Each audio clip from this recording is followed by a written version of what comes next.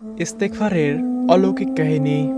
আমার গল্পটা শোনার পরে বুঝতে পারবেন যে ইস্তেগফার পাঠ করলে আল্লাহ তাআলার পক্ষ থেকে কিভাবে অলৌকিক রহমত আসে। আমরা বাস্তব জীবনের গল্পগুলো আপনাদের সাথে শেয়ার করে থাকি। আপনার দোয়া কবুলের গল্পগুলো যদি আমাদের সাথে শেয়ার করতে চান, পিন কমেন্টে দেওয়া ও ডিসক্রিপশন বক্সে দেওয়া হোয়াটসঅ্যাপ নম্বরে যোগাযোগ করুন। আপনার দোয়া কবুলের গল্পগুলো আমাদের চ্যানেলে প্রচার করা হবে। আসসালামু আলাইকুম প্রিয় দিনী ভাই ও বোনেরা, শুরু করছি পরম আল্লাহ তাআলার নামে, বিসমিল্লাহির রহমানির রহিম। আজকের এই দোয়া কবুলের গল্পটি আপনাদের মাঝে আমি হুবহু পড়ে শোনাবো। গল্পের শুরুটা আমি এভাবেই শুরু করছি।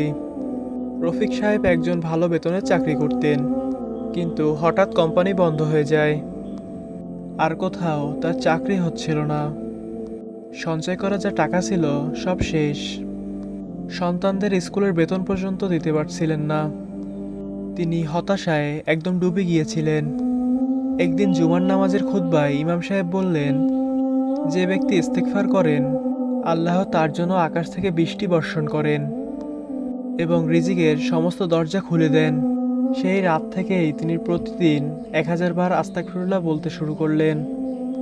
20 দিনের মধ্যে এক পুরনো বন্ধু তার কোম্পানিতে চাকরির অফার দেয় তাকে, আগের থেকেও অনেক ভালো বেতনে। ইমাম হাসান আল বশরির তিনি বলেন, তোমার রিজিক কমে গেলে ইস্তেগফার বাড়াও। ইস্তেগফারের বরকত রিজিকের সমস্ত দরজা খুলে দেয়, কিন্তু সংখ্যার উপরে নয়, নিয়মিত ও আন্তরিকতার উপর বরকত নির্ভর করে। 100 বার বা 200 বার বা যে যতটুকু পারে, যার যতটুকু সময়, সে সেভাবে আস্তাগফিরুল্লাহ পাঠ করবে। আল্লাহর দরবারে অনেক রহমত রয়েছে। তবে কেউ যদি সময় পায় অথবা চায়, তাহলে 1000 বার আস্তাগফিরুল্লাহ পাঠ করবে, তাহলে সেটা অবশ্যই উপকারী, কিন্তু সেইটা বাধ্যতামূলক নয়।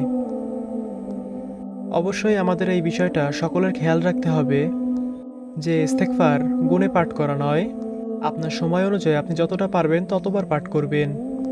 এই গল্পের শেষে লেখা আছে 100 বার 200 বার, আপনি যতবার পারবেন, 1000 বার 1500 বার পারলেও ততবার পাঠ করবেন। যত বেশি পাঠ করতে পারবেন তত বেশি আপনার জন্য ভালো। তবে আপনি মনে রাখবেন, ইস্তেগফার মুখে পাঠ নয়, বরং আন্তরিকতার সাথে মনোযোগ দিয়ে আল্লাহ তাআলার ভয়ে গুনাহের ক্ষমার উদ্দেশ্যে ইস্তেগফার পাঠ করবেন।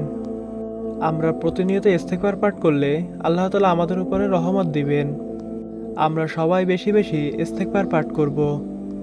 সুপ্রিয় দিনী ভাই ও বোনেরা, আমার কথাগুলো যদি আপনাদের ভালো লেগে থাকে, ভিডিওটি অবশ্যই লাইক করবেন ও কমেন্ট করে যাবেন আপনার মূল্যবান মতামতটি। আমাদের চ্যানেলে যদি নতুন হয়ে থাকুন, চ্যানেলটি সাবস্ক্রাইব করে সাথে থাকবেন। আপনার দোয়া কবুলের গল্প যদি আমাদের সাথে শেয়ার করতে চান, আমাদের ডিসক্রিপশন বক্সে দেওয়া ও পিন কমেন্টে দেওয়া হোয়াটসঅ্যাপ নম্বরে যোগাযোগ করুন। আপনার দোয়া কবুলের গল্পটি আমাদের চ্যানেলে প্রচার করা হবে ও ফেসবুক পেজ খোলা জানালায় প্রচার করা হবে। ধন্যবাদ সবাইকে। আসসালামু আলাইকুম।